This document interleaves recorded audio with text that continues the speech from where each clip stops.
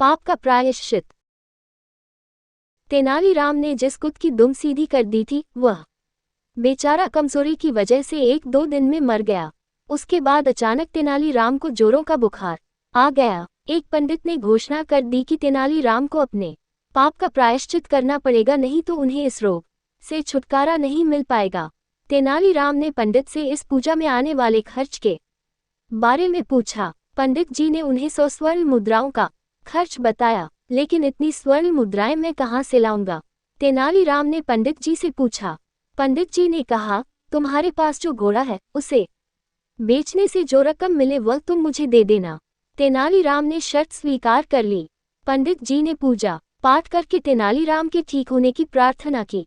कुछ दिनों में तेनालीराम बिल्कुल स्वस्थ हो गए, लेकिन वह जानते था कि वह प्रार्थना के असर से ठीक नहीं हुए हैं, बल्कि दवा के असर से ठीक हुए हैं।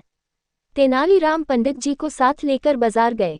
उनके एक हाथ में घोड़े की लगाम थी और दूसरे में एक टोकरी। उन्होंने बाजार में घोड़े की कीमत 1 आना बताई और कहा, जो भी इस घोड़े को खरीदना चाहता है उसे यह टोकरी भी लेनी पड़ेगी, जिसका मूल्य है 100 स्वर्ण मुद्राएं। इस कीमत पर वे दोनों चीजें एक आदमी ने झट से खरीद ली। तेनालीराम ने पंडित जी की हथेली पर 1 आना रख दिया, जो घोड़े की कीमत के रूप में उसे मिला था। 100 स्वर्ण मुद्राएं उन्होंने अपनी जेब में डाल ली और चलते बने।